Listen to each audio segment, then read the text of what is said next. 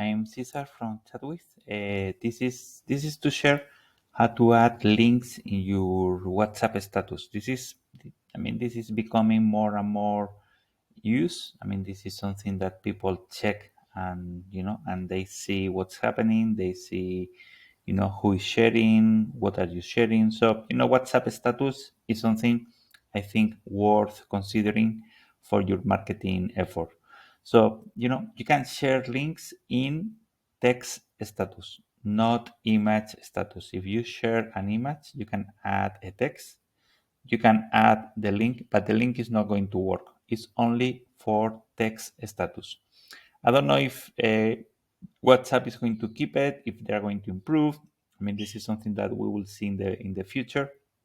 But for now, if you share a text status, you can add a link, and the link is working. You can click and you go to the URL. This is a video I just prepared for you to see. Let me put this in better quality. This is how you do it. You go to status, you just type the message you want to share, and you can add some emojis or something like that, and you can just add the link on your status. In this case, some emojis to make it more clear, and you paste the link.